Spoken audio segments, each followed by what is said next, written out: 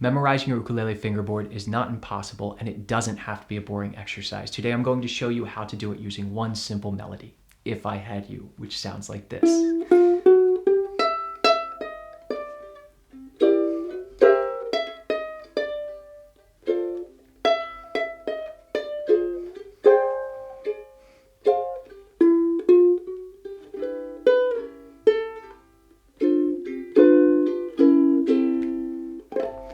Hop on over to my website to grab the free PDF to go along with this lesson.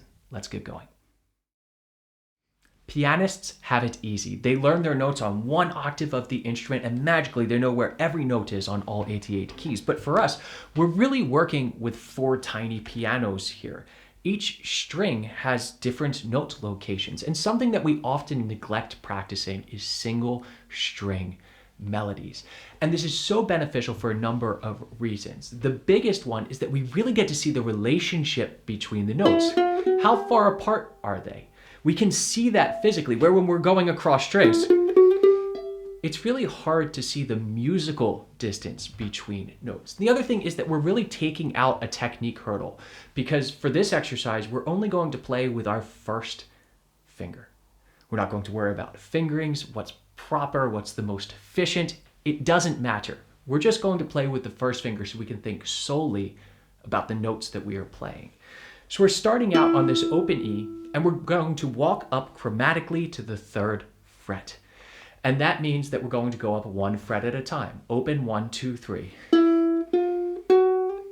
Now, if you know that this is your open E string, and we walk up chromatically, it's E, F, F sharp, G. So let's try this together a few times. 2, 3, 4. 3, again. One more time, now. Good, and now we're just gonna get our first lead. Now it goes up really high. What it does is it goes up to an octave E, the next E. So if this is our open E string, the octave, the next E, is on the 12th fret. That's a lot of space to travel with our first finger. Don't worry if you overshoot it. This is great because we're also practicing shifting at the same time. So now we're just going to stick that landing. Open 1, 2, 3, 12, or E, F, F sharp, G to E. 2, 3, 4. Up to the 12th, again. Again. You can say the names of the notes here if you want, but really what's important to me is relating the sounds. And we're going to relate that across the fingerboard as we go through this lesson. Now from the 12th fret, we're going to walk down chromatically 1 fret at a time. If this is an E, this must be an E flat or a D sharp on the 11th fret, and then down to the 10th fret, and that is a D. So we're just gonna walk those down. So we'll start at the beginning. We hit that 12th fret, we'll hit it one more time, and then walk down chromatically, and then we'll repeat. 2, 3, 4. Again, 4.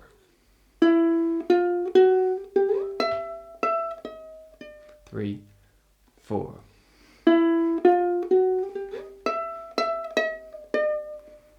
We're almost through the entire melody already, and we've almost played all of the notes that we need. So all it's going to do is repeat that from the 12th fret 3 times in a row.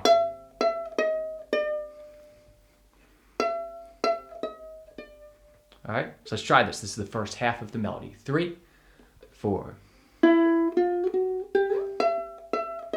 Back to the 12th fret.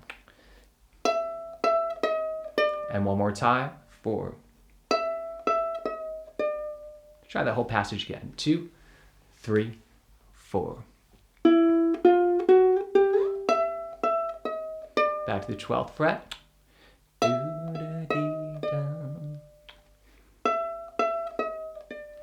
Good, and then we're going to repeat the opening statement. Melodies always have repetition in them, and that's a beautiful thing. Our chromatic line, but now we're not going to go up here, we're going to go to a B. So we need to find our B, and this is on the 7th fret of our E string. So let's just stick that landing. 7th fret. Let's try it again. 3, 4. And And we're going to do the same thing. This is what's called a sequence, or we're taking the same melodic idea and just moving it on down. So we're going to move down chromatically. We're going to B, and then right below that must be B flat, and must be A. And then we'll repeat it. So we get... Remember, all with your first finger. So let's try that second phrase. We're starting essentially at the beginning, but we're hopping to the 7th fret, walking it down chromatically. 3, 4. 7th fret. Let's try it again. 1, 2, 3, 4.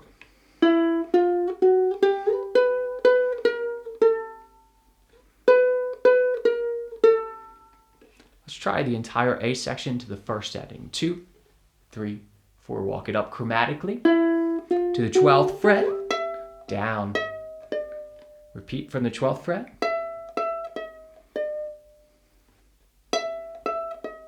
Back to that opening lick. 3, 4. 7th fret.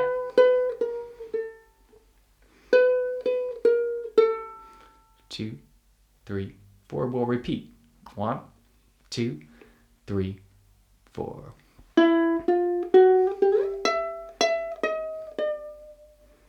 Again.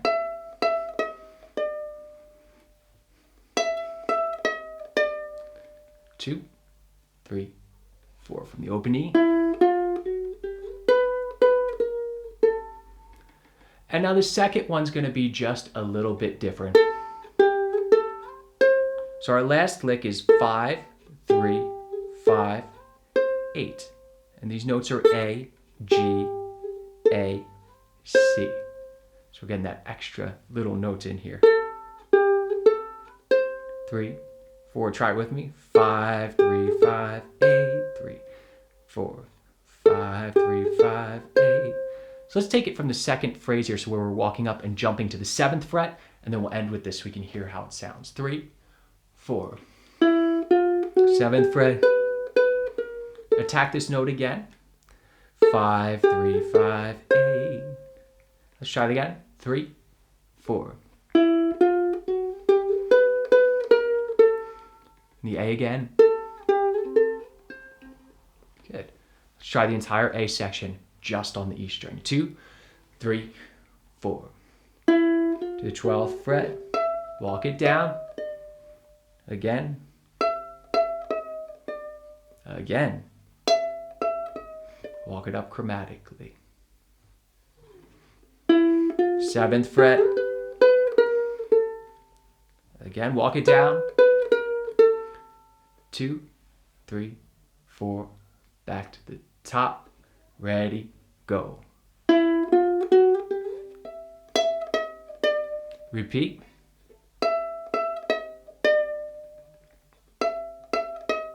Up to the 7th fret and second. 3, 4.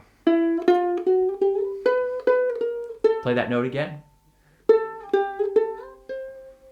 So you want to take some time, get used to this, make it sound pretty, and then move on to the next exercise where we're going to play it in a much more logical way. Now that we musically know the melody, it's time to lay it out in a more ukulele sort of way. And we're going to find the range of that melody. What's the highest and lowest note? Well, the lowest note is our E, and the highest note is our E. It's a 1-octave melody. So the open E and the 12th fret. Now, where else can we play this E? On high G uke, there's only one other place on the instrument that we can play this E in this octave. And that's on the 4th fret of our C string. And if you don't know that, well, it must be lower than this E. The same note can't exist on the G string or the A string because they're pitched higher. So what do? Ah, there's the note. You can find it by guess and check. Right, and then we know that our highest note is the E here. Again, it must be on our G string or our A string. If we're thinking higher, it's easier to think on the A string for the moment. And we want to just find that. Is it the 5th fret? No. 6th fret? Ah, there it is. It's the 7th fret. So here's the range, 4th fret to 7th fret. Now we're starting on this E on the 4th fret, and we know that this goes up chromatically, right? Or 1 fret at a time. So it must just go 4, 5, 6, 7. We know that because musically, the notes are the same. The relationship is all the same. So this must be E, F, F sharp, G. And then we're going to jump up to that E that we just found. But that creates a little fingering conundrum for us that we should just solve now, because I don't want to hop with that pinky like that.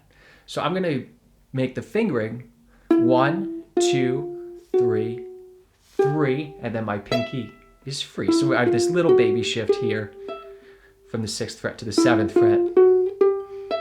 So let's try that first little bit, starting on the 4th fret. 2, 3, 4, just up to the E. Shift, 3, again. Again. Again. And what happens from that E? We walk down chromatically, don't we? So just 1 fret at a time.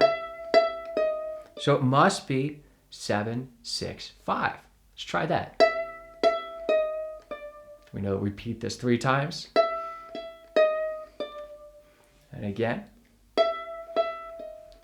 Great, that's half of the melody in one position. Let's try it from the top, starting with the first finger on the 4th fret of the C string. 2, 3, 4. Shift. 3, 4 again. 7. Back to the 7th fret. Great. Let's try that one more time. 2, 3, 4.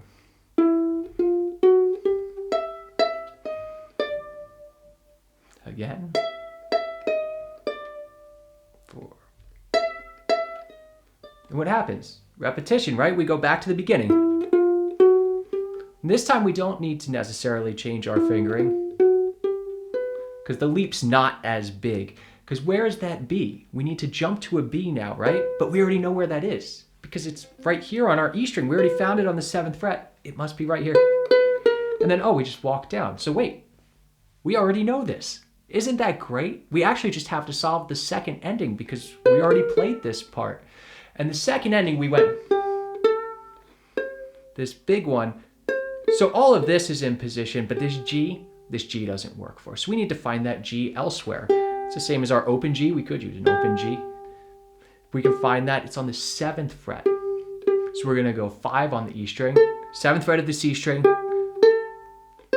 and we finish out the same. So let's try this melody all in one position because you already know a third of it before we even got started. 2, 3, 4. Walk it down. 3, 4 again.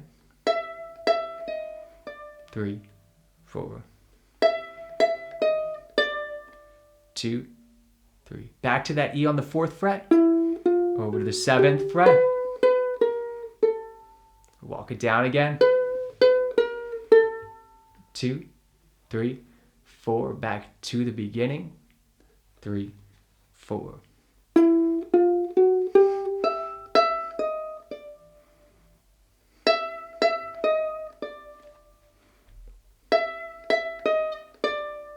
Two, 3, 4.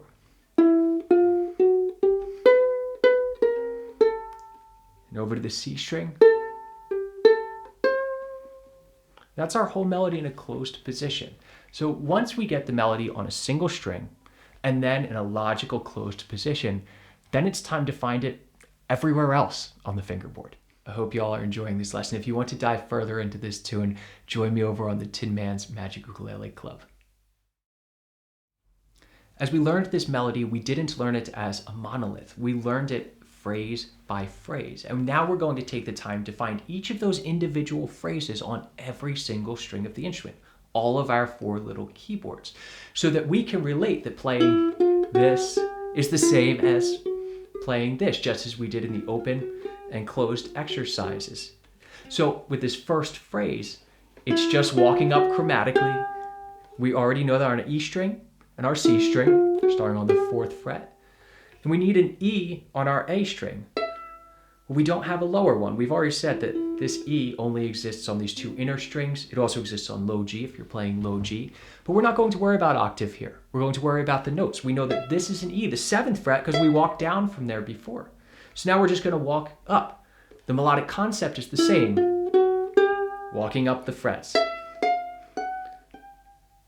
7, 8, 9, 10. And then with the way that uke is tuned, these are a whole step or 2 frets apart. So that means if we know the melody on our A string, we can move it to our G string by just going up 2 frets. We start on the 9th fret and go up 1 fret at a time. So now let's practice this little melodic phrase on each of the strings back to back to get used to the feeling of, although we're moving around on the instrument, the idea and the notes that we were playing are exactly the same. Starting on the E string, 2, 3, 4. 3, over to the C string, 4th fret, to the A string, 7th fret, over to the G string, 9th fret, try it again on the E string, 3, C, E, A, G. Great, now what's our second phrase? Well, it's walking down from the E, what we've already did. 12th fret on the E string, we already did it there, and we also did that same phrase from the 7th fret of our A string. So we're halfway there already. Where is it on the C string? We know we have an E here on the 4th fret because we already played it as our ascending lick. Coming on down this time, that's all. Again, we're down the octave. Now what if we want to do it on the G string? Well, we already found the E on this 9th fret here, didn't we? Just walk it down this time. All right, so let's try this together. We're starting on the 12th fret of our E string, cycling through this phrase on all of our strings. 3, 4. Over to the A string, C string, 4th fret, down the octave, G string. And what's our next phrase? Oh, we already have repetition there. So we actually only have 2 phrases left, which is really the first and second ending here. So our next unique phrase is walking down from the B. B, B flat, A. Well, we already learned it here, but that's the only place that we know it is on the E string. So we use that same one in our closed position exercise. So we need to find it on the A string. And if you don't know where the note is, that's okay. Use your ear. Not the 5th fret, not open. 2nd fret. And what do we have to do musically? Walk it on down, 2, 2, 1, open. Let's try that again. Nice.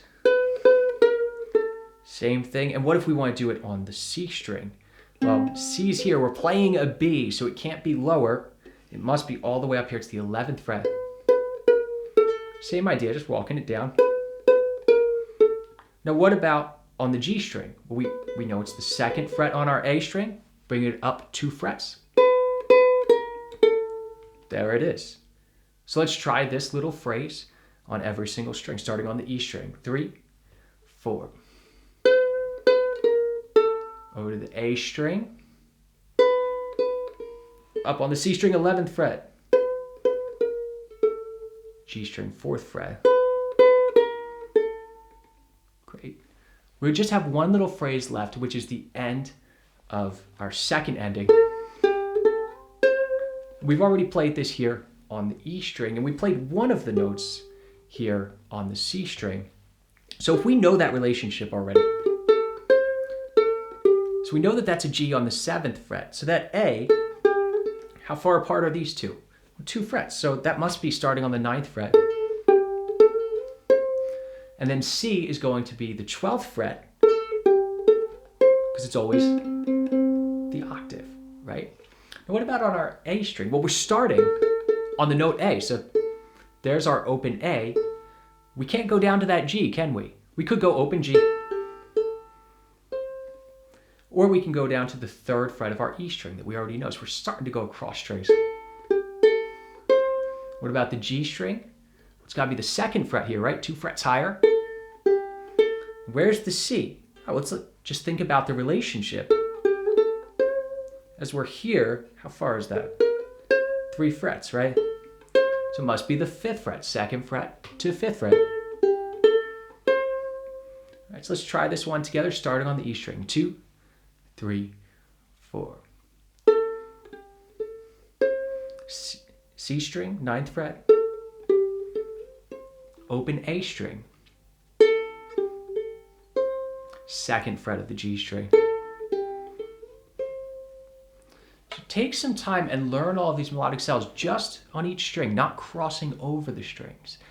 And then the final etude here, we're going to put all of these different little phrases together in different ways. We're just going to play the same puzzle we've been playing, but we're going to sort of abstractly arrange the pieces and start linking some of these together. We're going to challenge ourselves to not play the melody in the same exact place 2 times in a row.